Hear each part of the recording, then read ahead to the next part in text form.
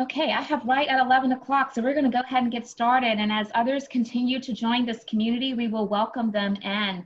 But I am Dr. Nika White. I am the host of Intentional Conversations, a virtual community chat that we do weekly, every Friday from 11 to 12 noon Eastern Standard Time.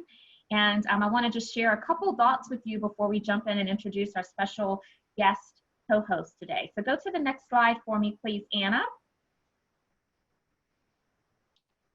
So I want to make sure that you all know how to connect with me. We like to continue these conversations beyond just the time that we spend together in this hour. And so I am on all social media platforms.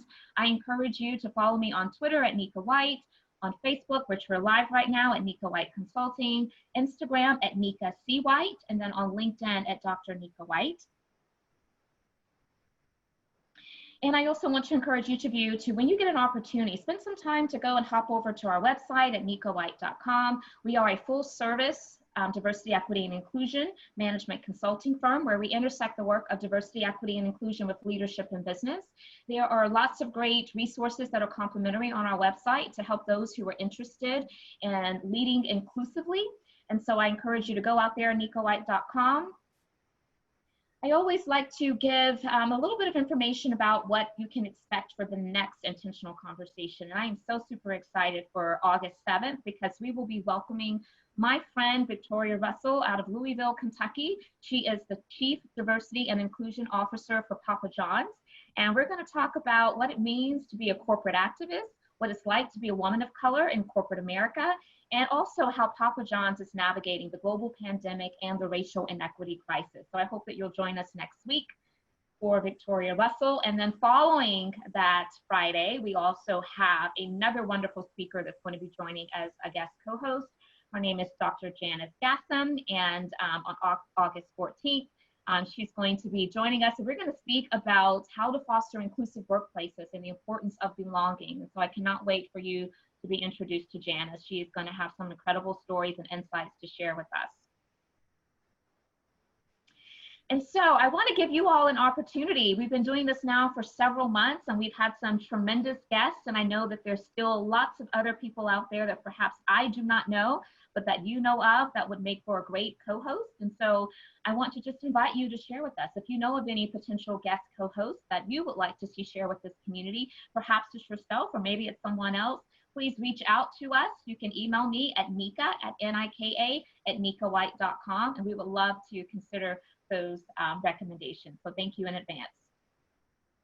I also want to acknowledge right now one of my teammates who is assisting in the capacity of helping to advance our slides and make sure we're admitting people into our Zoom room, and I'm watching the chat closely. And so that's Anna Viola. She serves as the Chief of Staff of Nika White Consulting. And so thank you so much, Anna. I appreciate you for being here.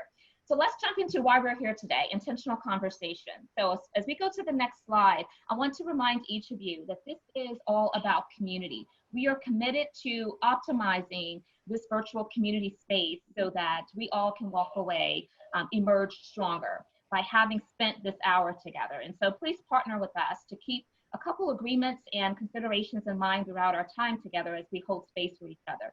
And I'm going to share those agreements with you now. If you're not sharing, please remain on mute. This helps us to avoid background noise disruption and make sure that, again, we're optimizing the experience for all. We will invite you at different points in time throughout today to unmute yourself and to share with this audience as we strive to learn with and from each other. Although the topics are going to vary, and they do week to week, what connects every single one of these virtual community chats is the intersection of diversity, equity, and inclusion with leadership and business. And so while we're going to certainly respect what's top of mind right now as we all are navigating the complexities of the global pandemic as well as the racial injustice crisis, the conversation may go into different directions. I also want you to see this as an opportunity for dynamic knowledge to be transferred as we provide a path to action, making sure that each of us, again, are walking away with something that's fruitful as we try to propel ourselves to the next level. Leverage the chat room for sharing any resources, your contact information. Those LinkedIn links would be great to place there. Ask your questions and introduce yourselves. And last but not least, just to share that our Zoom sessions are being recorded. This is a way for us to extend this information to a larger audience, and it's going to be shared this afternoon with each of you that registered, along with the transcript of the chat. Now, it does me such great pleasure to introduce my guest co-host for today. He's not a stranger to those of us who are in the upstate of Greenville, South Carolina, or South Carolina, upstate of South Carolina in general, of which Greenville is a part of. But this community is not just for folks that are in the local market in which we are based. We have people from all over. And so I am so excited to introduce J-Do, his stage name, but we also know him around these parts as Jeremiah Do. Unless he taps our hand and say, no, it's J-Do, call me J-Do. But I want to give him a proper introduction before I give him the chance just to come on and greet this audience. And so J-Do is an MC, an entertainer, and entrepreneur in Greenville, South Carolina. His one-man theater experience is called One Voice. It's a Black history stage or virtual experience showcasing the words of influential African Americans from the 1820s through the present day, including Frederick Douglass, Muhammad Ali, Barack Obama, and of course, Dr. Martin Luther King Jr. And so let's go ahead and stop sharing the screen so we can bring Jeremiah Do, J-Do, up front and center. We are in for a treat today, and I know it's going to be quite lively because he does not have to show up any other way but lively. And so, J-Do, just greet this audience. Hello, good morning, everybody. Hopefully you can hear me and see me well. It's morning when we're taping this live, so Friday at 11 o'clock. I'm so glad to be here. Thank you, Nika, Anna, and the rest of the staff who've decided to put me on today. Hopefully I can keep your attention and keep you awake for the next few minutes. As Dr. White said, most people in the upstate of South Carolina community would know me in public for a few things in terms of entertainment, sports entertainment, pep rallies, fundraisers, and other hosting opportunities. We're going to be able to dive into some of the other, maybe a little bit lesser known things that I do in the community for diversity, inclusion, and equity. And I'm so glad to be here today from home, trying to navigate COVID. And fortunately, the family has left for the beach. So there's going to be no naked kids jumping on me during that. Maybe I'll see it in you guys, in your videos. But it's just me today, so thank you so much, Dr. White, for having me. I was so hoping to be able to see the naked kids kind of running around because it just seems like make for such a fun time. Your kids are adorable. We're going to talk about family dynamics and bring your family into the conversation a little bit later. But let's just jump right in first with helping this community to understand what is this One Voice, this show all about, what inspired it, and what can we see in terms of how in which you have pivoted this show, which normally is presented live during this time of COVID. So let's talk about One Voice. One Voice, a Black history narrative, is a theater experience, as Dr. White said, and it is a journey through 180 years of Black American history through the narrative of several character voices. And so you'll see me as the performer, the one-man show, one voice, one man. There's nobody else to blame it on. It's just me on stage. So if something goes wrong, it's my fault. But for the last 10 years, I've do this experience about 100 different times, churches, civic groups, a bunch of schools, higher education down to the little kids.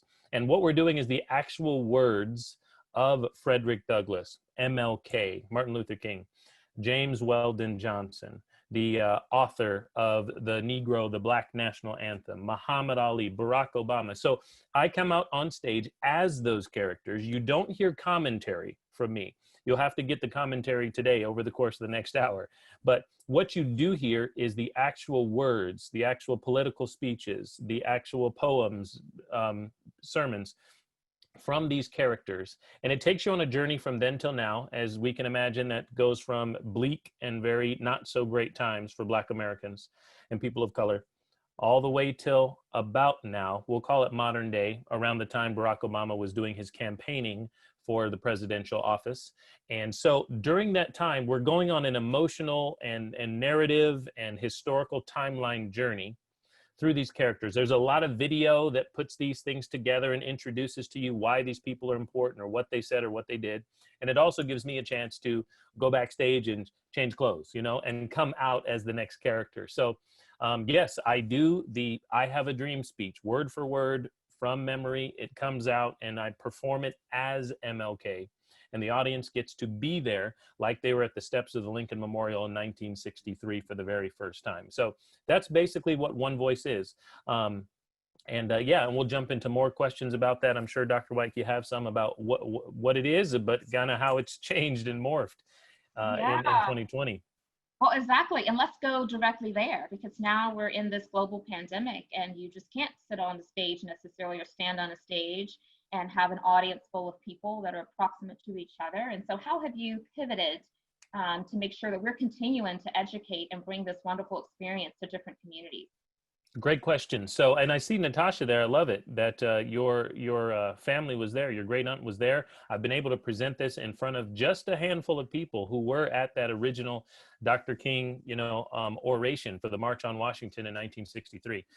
Yeah. So 2020 has hit all of us, has it not? And how things have morphed and changed this year. I normally get really busy during the MLK holiday proper time, mid-January through February, Black History Month. So during that 6 to 8 weeks, I am super busy doing my show live. This year was no different because we went into pandemic quarantine, proper 2 weeks after February, the Black History Month. So as we are pivoting and moving toward a new normal, whatever that is in 2020 and beyond, yeah, things have got to change. So as you can imagine, if you remember being in elementary school or you work in those environments, we got all the kids in the multi-purpose room, in the gyms, in the cafeterias and toriums sitting together, right? And so that's not really what we're doing now. Churches are meeting outside, they're meeting online. And so there's a lot of different things that have had to happen. Well, for 10 years, you had to be in the room with me. So if I'm not in the room coming out and curtains opening, you're not hearing me. So a lot of folks saw me at their corporate event, their corporate diversity inclusion event. And we're not doing those the same way anymore. So what I pivoted to, and the new episode that hit us all in 2020 in June was the George Floyd and everything around that. Right. So we went from World War III to murder hornets to Kobe Bryant to all of a sudden I was homeschooling my kids and then the unfortunate circumstances of Minneapolis, Atlanta, and all over the world. So at that time, what I decided to do, there was a lot of people in what I would call the dominant culture, the majority community. Now, I have no doctorate, so you have to ask Nika what you're supposed to say, but I'll say the majority community, the dominant culture, started to reach out to me. And they said, hey, whatever you're involved in, we want to know, or I'm sorry, you may be going through some things right now, or wow, I didn't understand. I think I understand more or better.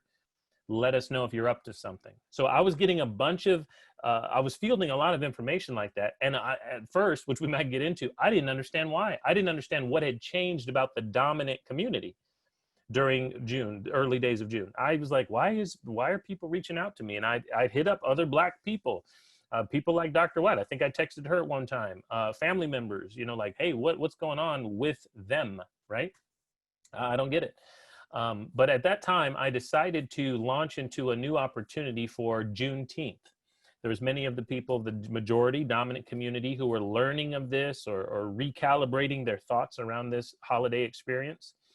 And I said, you know what, that was about 2 weeks after, 2-3 weeks after the George Floyd incidents and marches and riots and everything was going on. And I said, why don't I do a virtual online experience? So I did that. It was the very first time. So once again, there's nobody to blame it on. So you got to put all, hands on deck to figure out how to make something work. And we had a beautiful sponsored event, online event through YouTube that did some of my entire show, but there were some nuances and changes as well. So we called it One Voice, Black and Blue. Obviously, Black and Blue gives us a thought connotation for, trauma or, getting a fight with somebody in 5th grade or something like that. But also Black and Blue reference the skin color as well as the blue of the police, right? So One Voice, Black and Blue was this event on June 19th. Got a lot of sponsorship, including a including a senator who's from my area in Greenville, who just happened to be acquainted with him. We've been acquaintances for a long time. He became a senator a few years ago. I'm sorry, a House rep a few years ago. And he flew me, I had to take some guys. So he ended up driving up to DC and I did the King speeches, 2 of which I do, the Dream speech as well as the Mountaintop speech. the one that Dr. King gave the night before he was assassinated, I did those from the Monuments Mall area in DC. So it was a very beautiful scene. And we put those things together, put the show together, and became a virtual online experience. About 500 or so people watched it live between our broadcast June 19th and a replay that we did. And we changed the game because folks that were not able to be in the room with me or had seen it before, wanted to be able to be in the comfort and safety of their own home, were able to watch and experience that. So it's opened up a new opportunity for me to do some stuff online, for people to be able to see that rebroadcast, for me to be able to package things in a different way, because we did some stuff in studio, we did stuff live on location to record, and it's just a new opportunity in the new normal that we have in 2020. So the other big piece was we added some commentary for the first time in 10 years. You know, all the time I'm able to get on Q&A sessions, maybe like this, maybe with the kids at school or even a college situation, where after my show, after the curtain call and bow, I'm able to field the questions. And inevitably there's going to be questions on, man, how long in the world did it take you to memorize that Frederick Douglass stuff? You know, I'll get those questions. I'll get, you know, like, from the kids, they'll ask me stuff like, are you really Martin Luther King? You know, they'll ask things like that, right? And we navigate that. But also, that's the time where I'm able to give some historical perspective, not a necessarily a cultural perspective of modern day, not necessarily a personal political opinion. What I'm able to do is give a historical context to what was going on. And the question that I ask at the end of One Voice, and the question that you'll have if you ever get an opportunity to see it, is, what do you need to do with your one voice to affect positive change in your community, your home, your school, your neighborhood? That's really the question. These men and some women that are in the videos that I show, they were asking themselves what to do with their one voice at their time to fight hate, discrimination, fear, prejudice, whatever those things were. That's what they chose to do.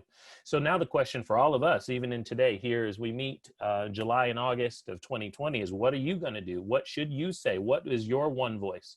And so that's how we've navigated things. But the second half, as I mentioned, for a brief second, the second half of this One Voice Black and Blue series was a sit-down conversation, a Q&A that I curated from members of the community, sponsors, and other people I know to ask our local sheriff. Greenville County, where I live, northwestern South Carolina, has a new sheriff. He was in the seat for about 90 days, voted in special election. And as soon as he went into office, we went into pandemic. So there's many things that this man is navigating with. And him as a white man was able to talk through some of the things that I was asking him that the community wanted to know. I even got several law enforcement officers inside his community to field to have a few questions fielded by him as well. And he just answered long form. So it was not a debate. It was not an argumentative session. And that was the second half of our One Voice program this time. So in the future, there's opportunities now for corporate groups, and there's already been some corporate groups to now have my show, and everybody watches it from the private of their own Zoom. Do a Q&A afterward, working on some stuff for school-aged folks as well, where they can see my show in a 90-minute format, a 60-minute format, a Q&A format like this afterward, all sorts of great things. And we have to adjust and pivot, or else we, you know, crash and burn over here. I got these kids I got to feed, right? So it's still an opportunity for all of us to learn, to listen, and to field long-form conversation and potentially debate to help navigate the questions that we all have starting today. Yeah, that was so good. Thank you so much for giving us all of that context. And there's so much I want to unpack with a lot of what you shared. First thing is, I'm so glad that you were able to pivot, simply because not only is it entertaining, because you're an entertainer and you're just, you know, one of those people that people, you know, like to see entertained, right? But then also there's this huge and incredible educational component to your work, right? And I know that there's a lot of conversations being had around how do we continue or even start for some places to make sure that our kids are really fully exposed to African American history, because we are finding that they're not getting that necessarily from the school system. And so we want to make sure that there are some opportunities for kids and adults alike to be able to understand that historical context that you have brought up, and that is very much a part of the One Voice show that you do. The other thing that you mentioned that I think is so important, and I'm going to have you to put this into the chat because I want to open up this question at some point later in our hour together today to this community to answer as they feel led to, and that is, what do you need to do, or what should you do with your one voice? So I want y'all to think about your one voice, and we're gonna ask that question of this community and get some of you to share. And then you talked about, of course, when George Floyd's death occurred, you received an influx of inquiries and requests from different types of organizations. And I've been telling people time and time again that, yeah, DEI practitioners and anyone that has a message that is close to any type of delivery around diversity, equity, and inclusion, racial inequity, systemic racism, they're being inundated right now just with calls and the need to want to tap their brains for their expertise to help them navigate this. And so I get it, and I'm not surprised that you received a lot of calls, but you did bring to the surface today the acknowledgement that George Floyd's death, while racism has been in place now for 400 plus years, right? It may look slightly different, but it's still very much a part of the systems and the institutions that are here. I do agree with you, Jadu, and that George Floyd's death, it created this reaction that I think was different, perhaps, than what we have been exposed to in the past. That now is finding people that perhaps have not been a part of the conversation to find it fit to be a part of the conversation, to even initiate the conversation. So why do you think that people are taking such greater notice right now in a more deliberate way? And I suspect that it has something to do with George Floyd and how his story was so up front and center, but just want to hear your reactions on that. I asked the same question that you're asking me to 100 other people. And so first off, I didn't know exactly what is different, because I think when you're coming from it from a systemic and a very long historical viewpoint. So I'm not talking about personal feelings. I'm talking about just a long form historical viewpoint from the Black community. You see, for African Americans, people, descent from Africans who are in this country, this is not new information, right? Racism, prejudice, police brutality, it's just not new. So I was wondering, many of you possibly were wondering as well, what in the world is different? Now, I honestly, as scary and as horrible and as grief inducing as the situation was to watch any part of the George Floyd, breathing issue right there and the death, right? To watch that right before he dies in the hospital or in custody of the police, is terrible, but it just wasn't new. We've all seen violent films and things like that. We've all, most of the people, as I look at some of your beautiful faces here, we're all old enough to remember Rodney King even, right? That was kind of the first one of police brutality that I remember. I lived in Southern California at the time. I'm 6 years old, 7 years old, something like that. I'm just like, so what's different this time? Why are people reaching out to me? And these were people who in some context knew me in terms of entertainment, sports entertainment, knew me in terms of something outside of what we're talking about today.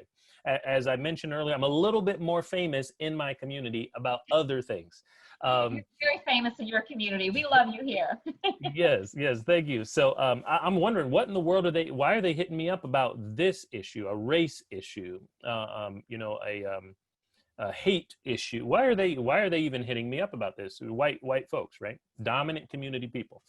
And I think Trevor Noah had the best answer for that. If you actually saw Trevor Noah talk through it in a long form, from home, Facebook Live type situation, I think he just said it the best. We're all stuck at home.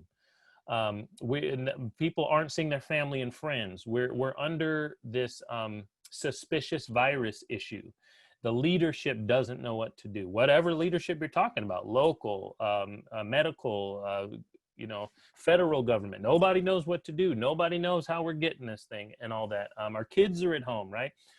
My governor in South Carolina gave me a 1-day warning before I became a homeschool parent, And I'm like, well, that was an adventure. All of a sudden it was like, well, I hope there's some educational stuff on Disney Plus, because I got stuff to do. I can't be sitting here all day with my kids. Who's supposed to take care of these kids? I thought the government was going to take care of it. All of our worlds were crazy and wrapped up in all this new stuff. And I think there's so many people, two things happened, I think. And one I didn't discover until very recently. One was our world was shaken up no matter who we were. And the second one, honestly, is what I started to realize after talking to a lot of people, especially in the DMs, right? People were hitting me up. I started educating some stuff through Instagram, through Facebook. And a lot of folks, I started to realize that the descendants of people who had personal racism going on in their lives, the descendants of those people, AKA the people I'm talking to right now today, they started to reveal to people of color, brown people, they started to reveal that I knew some of this was going on. Personally, I'm not racist, but I know that my parents were. I saw that happen in my community.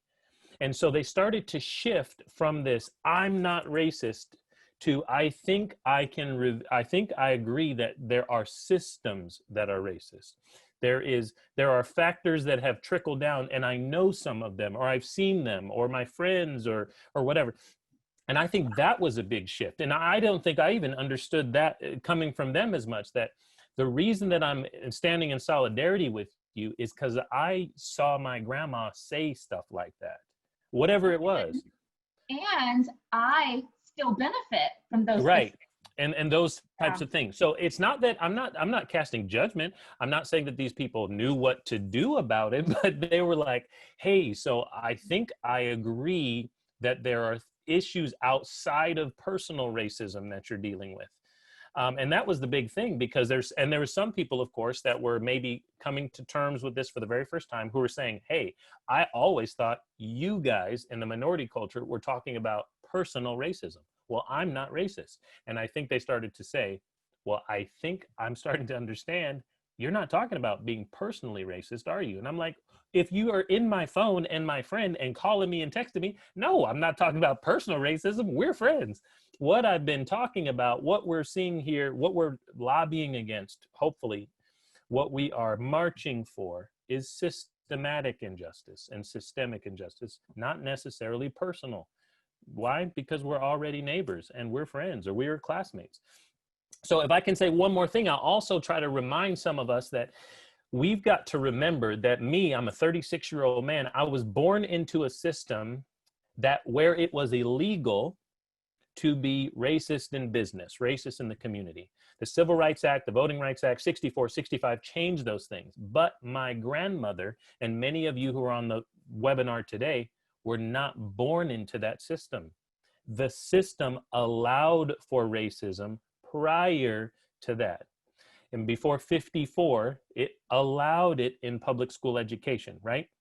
And of course, in places like the South where I live, it's not like there was integration immediately, and it's not like it came without protest from many people. But the system is different for my grandmother than it is for me, because she never went to school with a person of color, a white person. Some of you on this call, I would imagine, never went to school with a person of opposite race, black or white, right? And cousins and friends and parents grew up in that environment. So you've got to remember that when you talk about schooling and education, Nika, as you mentioned a little bit later, that I think a lot of our children or current community, including myself, I'm 36, doesn't understand, doesn't get it, because I never lived at a time where racism or systematic injustice or segregation was in public school. Mm-hmm. So I don't know. They told me that in the South, especially, that the civil rights was around, the Civil War was around states' rights. And I go, that's weird, because that's not what my mom said it was about. My mom said something different at home. My grandmother said something different. They look at the television at night on Fox and CNN and say something different than my teachers say, because my teachers were taught, or the curriculum or whatever says that they should say it this way. but it's not what we're all learning at home, at church, at the community center, at the sports team, no matter, all these other places. So we've got to remember that there's a huge, not even just cultural issue there, there's a time issue. Time is different for people because of things like that. So I think you would agree with that. I saw some nods out there. If you hate everything I say, put it in the chat so I know. I'll just change it so you don't log off. No, but the generational piece is so big. You're right. And as people grapple with how do we normalize this conversation of race and racism, you can't just think about it as a one-size-fit-all approach across the board, because to your point, Jadu, there are generations right now to where their mindset and the paradigm that they have about this very broad, complex topic is different from those who are like part of the millennial or the generation, the iGen generation, the Generation Zers. But one thing that you said that struck me, and I think it's worthy of amplifying, and these are my words, not yours, so I'm paraphrasing. While people may have been born into these systems, I always say you don't have to own the intent, but you do need to own the impact. And that's where I always like to make sure that people are understanding the reason that there needs to be this huge sense of ownership around how do we now change this and dismantle this systemic racism is because, again, there are communities, white communities, who are still benefiting from those systems. And so that in and of itself begs the question of why they need to own the impact. And so I think that's just important for us to continue to keep amplifying. So I want to keep going here. Just a quick question. We just lost John Lewis, legendary giant. I think you and I both agree with his sentiments of we need to get into some necessary trouble. Good trouble. Good trouble. Yeah, good trouble, necessary trouble. Is John Lewis on your list of someone to add to your one-man show? That's a great question. From time to time, people ask me why I've chosen the men and women. I told you that several women that are in the show are videos, so they're actual testimonies of people. They tell their own long-form story, basically during the civil rights struggle proper. But I do male characters, real people. And John Lewis, yes. So of course, when someone dies, we start to pay attention to what they say, right? Isn't that true across the board? MLK, Malcolm X, whoever it may be, right? And John Lewis is now. So he's on the top of my short list of people I'm doing more research on. Now, I knew about him and several things that he did because he's still active in, quote unquote, the struggle, getting himself into good trouble, arrested several times throughout his tenure as a senator. And of course, he was the youngest keynote speaker at the March on Washington. So he spoke. He was part of the student council of, forgive me, was it CORE at the time? Was he CORE, I believe? Congressman Rachel like 23, is either 23 or 25, but yes, the youngest. Yeah. Yep. So he spoke and did a keynote speech there for the weekend of March on Washington. He was part of the Freedom Rides, which I never learned about in school, which I learned completely from my own personal, and show research. So anyway, so there are some, he's got a couple great speeches and two that I found so far that may end up in the show. We'll see. So I have to get rid of this beard to do it. Now, when I'm doing I look like the character, so I don't always have the beard when I'm doing it. All right, folks, this is the COVID beard. So. We will look for some details around maybe John Lewis coming to the stage, whether it's virtual or to the live stage at some point in time as part of One Voice. So I want to shift gears now. There's still so much I want to cover, and I'm looking at the time and I'm going, gosh, okay. But I want to talk about family dynamics. Can you please share with us a beautiful picture of your family? I will. I want the community to see your cute kids because they're not there running around jumping on dad. And what would you like to say about your family before I go to my next question as we delve into now family dynamics? Oh yeah, so much we can unpack here. You told me we'd talk about family. So can you guys see the picture there? Is it? Yes, we can see it. Wonderful. So the first thing I would say, I'm glad you asked that too. What should I say first? Well, first I would say that we only post the cute pictures for people on webinars. Okay, so any with pictures with poop going down the leg of my baby there, or anybody throwing up, we don't show those. So that's why they're cute, Nika. I'm reminding you, your kids are grown these days, but my kids are still in the house. All right. No, so we love this. Okay, so I always like to ask questions about stories. I'm really big on storytelling as it relates to helping people to get proximate to the issues of those lived experiences that perhaps we just don't have a level of knowledge about, especially if we come from a place of privilege and it's not something we've ever been affected by. But is there a story or an experience that comes to mind for you as you have been navigating racism as a Black man, and specifically as a Black man in an interracial marriage with biracial kids? Let's talk about that. Very interesting question, and I don't normally take it at home. I'm only doing this because Nika's asked me. So Dr. White is somebody I respect, but there are a lot of questions when we're navigating things in a very current cultural environment that are hard to answer. First thing that I will say that has been revelation to me happened when we had our local George Floyd and police brutality protest march. That's a picture from that.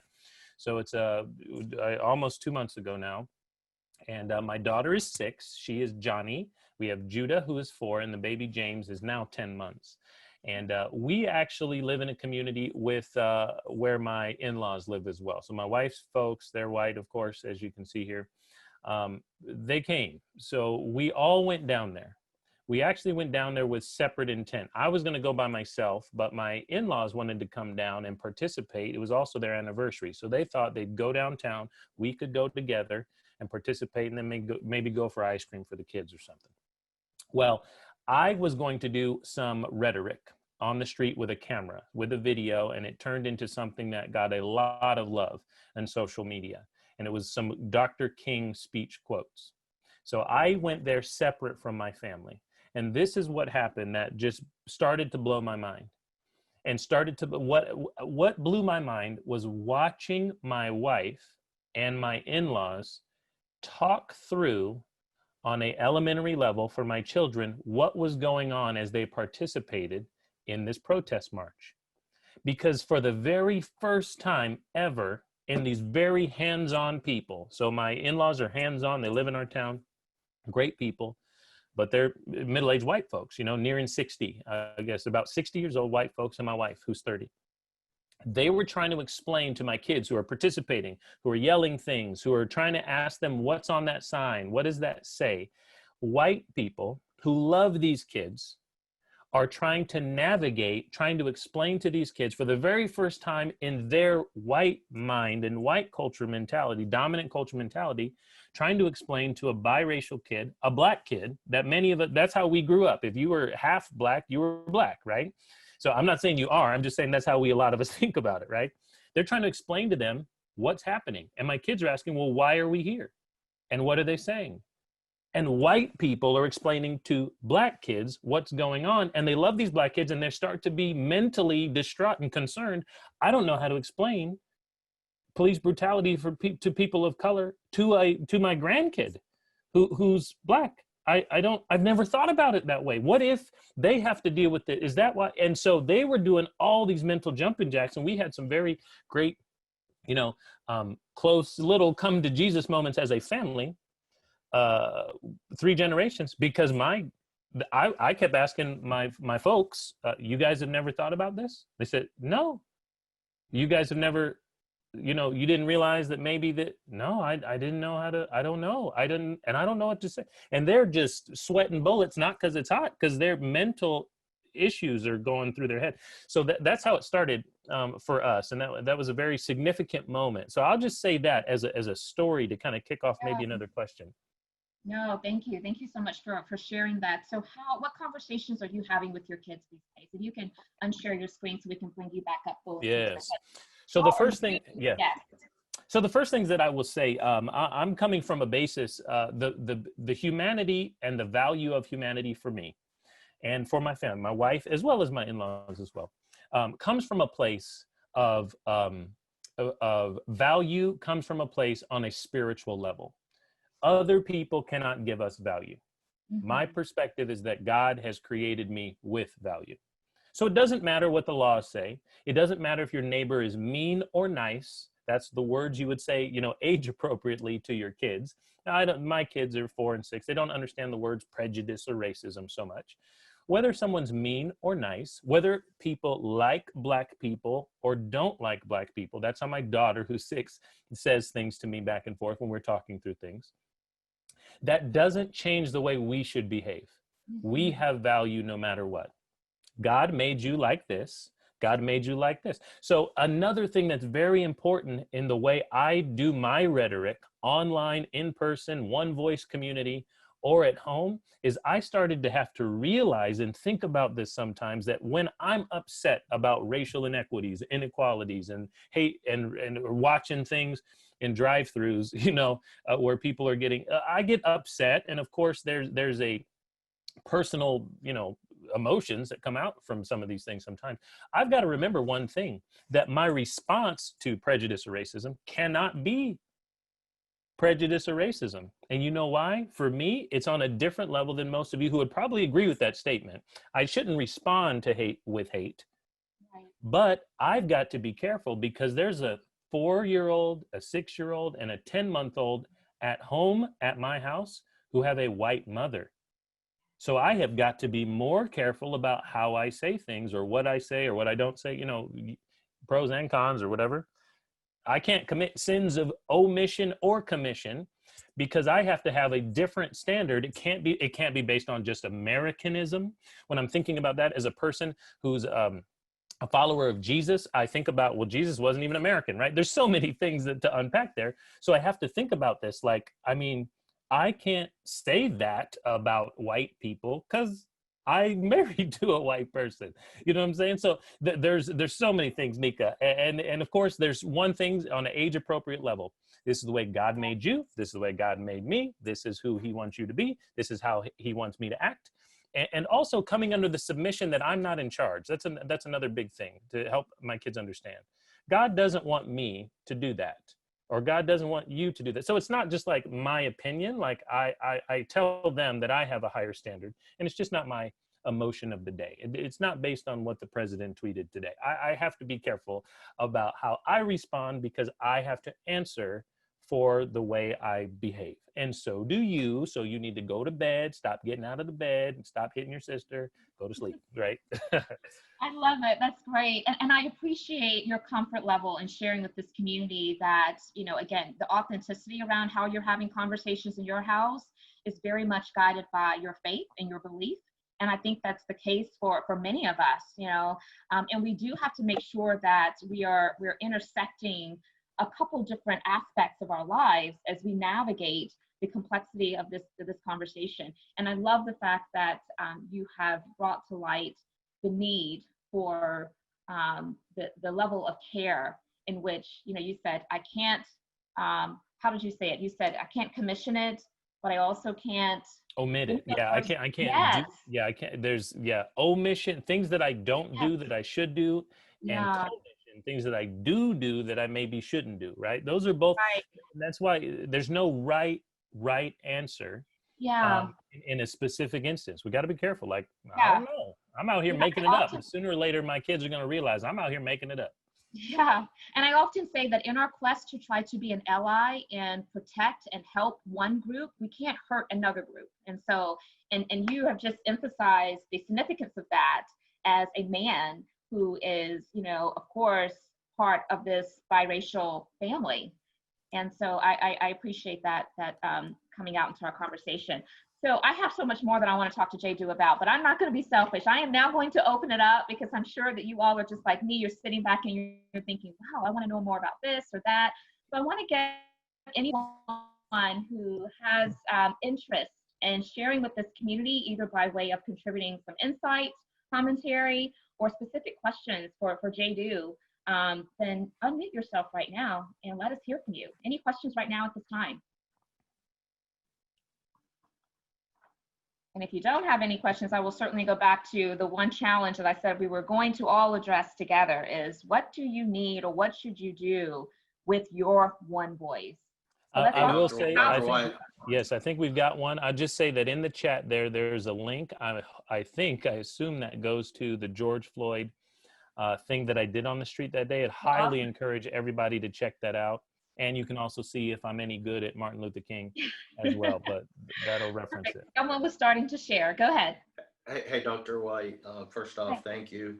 Jeremiah, this is Ken Baca, just taking a moment. Anna, thanks for putting the production together. So much great stuff to unpack in the discussion from obviously Congressman Lewis and the discussion around him, having the opportunity to listen to yesterday the eulogy, and you talking about potentially moving into what you do with One Voice, Black and Blue.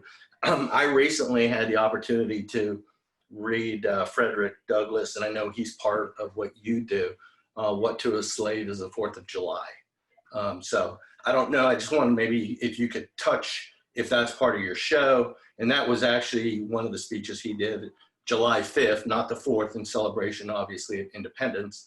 I think it was 73 years or something in that range after independence, but in 1852. And just, each of us starting to, I don't know if it's learn, but maybe relearn, better understand, and try to penetrate what we can individually do. So thank you for what you do with the community. And this is a great event you put on each week, Nika. Appreciate it. Thank you. Thank you, Ken. Thank you, Ken. Well, yes, I think maybe now you're seeing me doing a studio version of Frederick Douglass. So I was ready for that one. I had that picture ready. So thank you, Ken, for that. Yes, so I do, of course, I'm familiar with that speech. It's not the one that I do specifically today in my show when you're watching through it. And when you see me on stage today, I do the first chapter of Frederick Douglass's first autobiography. So the man was busy. Thank God to all of us 100 years, 125 years after his death or so, we have 3 autobiographies from one guy. And so the first chapter, the first autobiography is what I do. So it's, like I said, from memory, I come out dressed as him and I do that speech. And for those of you who are not familiar with Frederick Douglass, he was born on a plantation, enslaved in 1820s, did not know his birthday. We celebrated in February. His father was most likely his owner. Okay. He said he never knew his father. His mother died on a plantation about when he was 7 years old. And he tells that story in his first chapter of his opening biography, coming to the knowledge that he's a slave. And isn't that a horrible way to have your first memories first off? Like coming to knowledge that there's a system that he lives into, because of course kids don't know, what they're born into. We don't choose all that. So his grandmother cared for younger women's children because she was too old for the field labor. So until the kids worked, they hung out with his grandma at the outskirts of the plantation in Maryland. He became a house slave. Okay, so we all know the difference between field and house. He became a house slave around, I guess, about 6 or 7. And he moved in the house. And that's where he realized that the system was messed up big time, because his aunt was also a house slave and she was abused verbally, sexually, everything else, emotionally by his owner. And that's when he realized what was going on, and he came of age at that point as a child. So he escaped from slavery. And became a great orator, taught himself to read and write and became literate, was a very great speaker, and started touring the North after he ran away and he escaped, right, to the North. And he started giving lots of speeches, became Abraham Lincoln. He was on committees and was advising the president during the racial Civil War times and Reconstruction, all sorts of things. He gave a speech, if you're not familiar with it, of what is the 4th of July to a slave? Of course, in our founding documents, something that we talk about a lot now, we're all very familiar. Martin Luther King was bringing it up left and right in the civil rights movement of the 50s and 60s, the documents say that we're all endowed by God as equal. He created us equal. You put it in the documents, and now you're stuck, America, because the founding documents say that we actually have rights as people, as citizens, as people worthy of life, liberty, and the pursuit of happiness. Now, let's jump back to the turn of the century, 1900, with Frederick Douglass. What is the 4th of July to a slave? You understand why Juneteenth was so much more powerful of an image and a celebration and a remembrance for Black people in that era, which maybe is coming back around, which hopefully is a good thing for all of our communities in 2020. because the 4th of July, freedom and choice and do what you want. What freedom became in this country for most of its history was the freedom to oppress. That's what it was. The freedom to oppress people of color, people, minorities, people you didn't like. The freedom to circumvent their neighborhoods, the freedom to not let them vote, the freedom to own them. You understand all these things. And so you understand that the Black minority, the mixed race narrative is just so different. It's just so different. I'm not saying necessarily right or wrong. So just think about that when Nika asked you about your one voice. Just understand how different it is at first, and then we can move forward. So first, let's listen and let's learn. And I believe we can make much better choices than have been made in America over 280 years. Well stated, J.Do. I want to go to Phil now. Phil has his hand raised, so Phil, please address your question. J.Do., thank you so much for the gift of your time and your stories today. This has been great. I mean, to see how someone else navigates the nuance and conflict, I think is a learning opportunity for all of us. And that's why I wanted to ask you to kind of reflect back on your recent conversation with the sheriff. I know that it invited a lot of community comment, and I'm just kind of curious, as you've had time to reflect and think about that, what would you say today about what happened there? Yes, very good. For those of you who don't know, we had that sheriff kind of 45 minutes to an hour session in One Voice Black and Blue. And maybe, Phil, you saw it. Thank you for jumping on. Recognize you there. Phil lives in my community. Good guy. And there was one basically controversial statement that has come up. And so I'll talk about that. But first, I'll say that the sheriff in our community, for any of you who are from this area or the county, very gracious man, did not know who I was when I asked him for an audience. I met him 5 minutes after I did that video clip on the street. So I was shooting with someone, and this girl who was my camera person knew the sheriff. I wouldn't have recognized him. She ran up to him as soon as we were done, said hello. He ran up to me, shook my hand. He was there on the street during the protest, standing at City Hall in downtown Greenville. Seemed like a very nice man. It was only 1 minute exchange, and she spoke to him for a while. Well, a few days later, I thought of the idea to sit down with him. I got his number through some folks, called him, waited a couple of days. He got back with me, sat down with me in our room to pre-record a day before the live event what we were doing. And I asked the sheriff, I said, hey, Sheriff, thanks for coming. Do you know who I am? Do you know what I do? Anything? He's like, no, I just thought I'd come, and I'm an elected official, so I'll have conversations when and where I can. I said, oh, great. Well, I do baseball and Clemson basketball and all. Oh, J.Do. Oh, you're J.Do. And I said, yeah. And we sat down and had a good talk. I sourced my questions from the community. As I mentioned earlier, we talked. It was a very good time. I'll be honest, most of what I do is historical, is entertainment value, is Black history. Half of what he said, because of what people sourced me to ask, was over my head. I didn't know. I didn't know everything. I wasn't there to comment, partially because I didn't know what they were. I didn't know everything. But it was good to chat with them. But here's what happened. There's been some things in our news locally in the last week where some folks who represent BLM, Black Lives Matter, in our community, are upset about one of his comments. And his comment was basically, I think we can all agree that if George Floyd, the man in Minneapolis, and the man in Atlanta had not struggled, they'd be alive today. And what I learned from that more than anything was the power of your words and your one voice, even when you are trying to help, I guess you could say. You were trying to help and trying to smooth things over. I took what he was saying as a law enforcement opinion. I also took what he was saying in terms of a potential struggle and a resisting arrest prior to 8 minutes and 47 tragic seconds, of course. I didn't think that's what he was talking about. I didn't feel any personal, aggressive approach at all. You can see that in the video.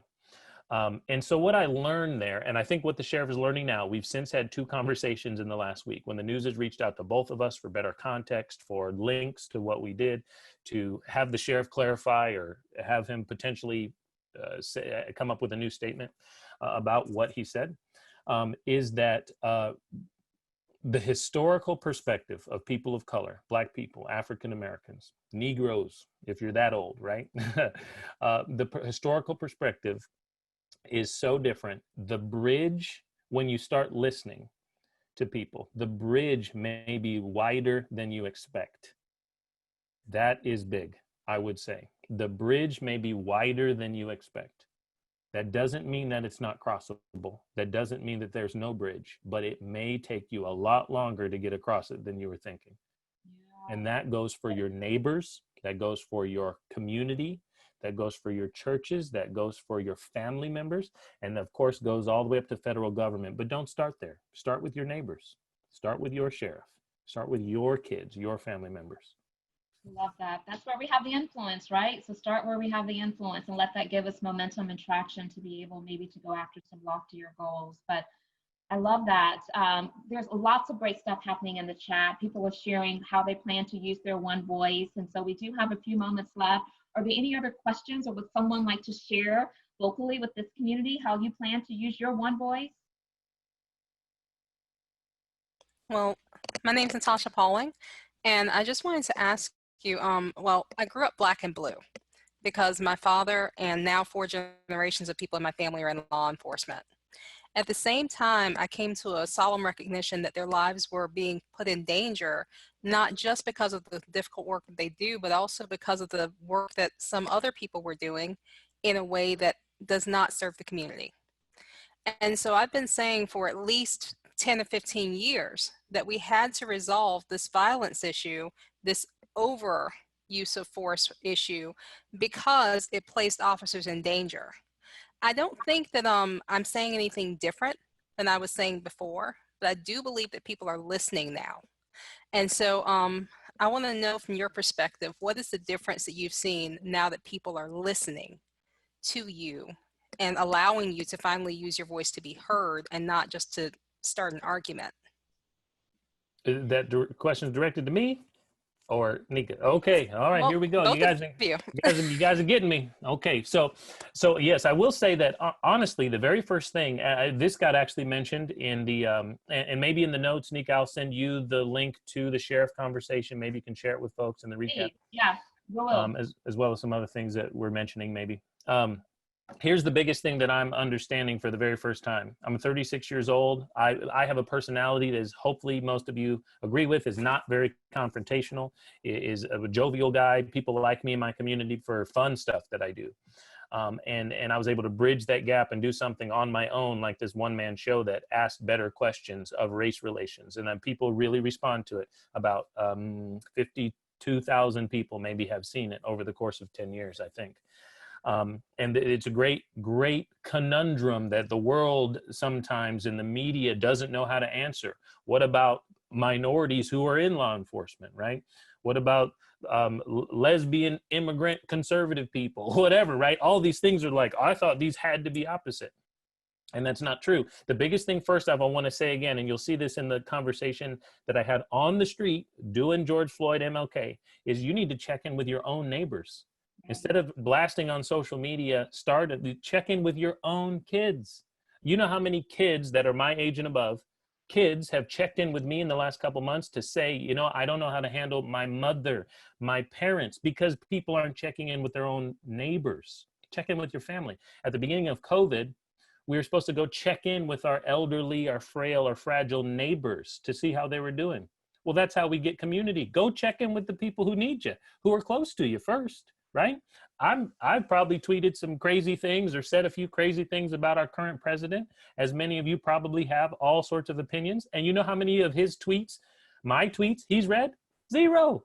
But, you know, I did check in with my sheriff and we had a great conversation. So here's what I would say to the thing that you're asking about in these relations is we are coming to terms more and more with like an aggressive defensive approach with law enforcement. How can we solve these problems? Which is politics, right? How do we solve these problems? That's politics. We all have different opinions there.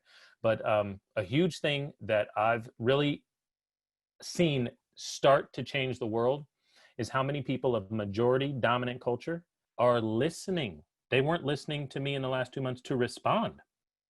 They were just listening. And at the end of me saying something, or end of sitting still and listening to Frederick Douglass say something, or MLK say their whole bit, their whole spiel, people started, you can see it in their face. The reason that they're not responding is because they're thinking. And that's what we all need to do. I need to do the same thing. I can talk all day. I'm an MC, I'm a host. But when I listen to people for a long time with no intent to response, or they give me new information, I'm sitting here trying to make a new decision, right? New information allows us to make new decisions. Well, let's allow new information to get in our heads. We can make better decisions for our neighborhoods, our families, our communities. So that's where I would think, I think that the narrative is going to, I think the policy in a lot of places is potentially going to change with law enforcement, even if it's long, and I don't know everything. I told you earlier, I'm not a pro in law enforcement relations, is people are listening though. And they're allowing people to talk, you know, majority, minority, blah, blah, blah. They're all doing it. And if we can keep doing it, if we can hold on to that, just like the founding fathers said, if we can hold on to this republic thing we put on paper, we're going to have something different. We can hold on to it. We don't know if we can. We wrote it down and it looked good, but I think the British are coming over in some ships right now and they're about to shoot us. All right. So, but if we can hold it, things are going to be special. I love this. We're at the top of the hour and I am saddened by that because I feel like this conversation can just continue. It's been so rich, and I'm so grateful, Jadu, that you accepted my invite to come and share with this community. And I'm so grateful for each of you that show up week after week, or whenever your schedule permits you to show up. It causes me to feel seen, valued, and heard, and I don't take that for granted. I want to give you the last words, and so I'm gonna put you on the spot, or maybe not, and give you maybe 60 seconds. And I want you to give us maybe just a clip of whatever it is that you want to leave this community with. Maybe it could be from your One Voice show, or even just some words of inspiration as we continue to try to instill hope. Whatever it is, I want to give you the last 60 seconds. Share. Okay. I'll say a few final things from Dr. Martin Luther King as we all navigate what we should do moving forward. In his final address to people, April 3rd, 1968 in Memphis, Tennessee, he said these things, you know, I'm so glad that I was around here in 1960, 1961, 1962, and 1963, when we decided to take a ride for freedom and end segregation through interstate travel. I'm so happy that I was around in 1963 when I tried to tell America about a dream that I had had. I'm so happy that I was here at that time in Memphis, Tennessee, seeing the community rally around those brothers and sisters who are suffering. It's so important to understand his words here that he said at the end. I'm not scared of anything. I've gone up to the mountain and I've looked over and I've seen the promised land. I may not get there with you, but I want you to know tonight as a people, we will get to the promised land. And so I'm happy tonight. At all the problems and all the drama, I'm happy. I'm not worried about anything. I'm not fearing any man. Mine eyes have seen the glory of the coming of the Lord. Continue to have hope, just like John Lewis told us. Continue to have hope, get yourself in good trouble, and never stoop so low to another man as to never let them make you stoop so low as to hate them. Thank you, Dr. White, for having me on, and I appreciate all of you who stayed with me. And paraphrase that last 60 seconds there a little bit. Would love to connect with you later. LinkedIn, Jeremiah Dew, as you see on my screen, at It's JDew, ITSJDEW, most everywhere else on social, and use your one voice. Use your one voice. Fantastic. Thank you all. You have a great weekend. Hopefully we'll see you back here next Friday, where my special guest co-host is Victoria Russell, who joined us today. Thank you, Victoria, the Chief Diversity and Inclusion Officer for Papa John's. And so another great conversation. Thank you all. Take care. Bye-bye. Thank you, Jadu.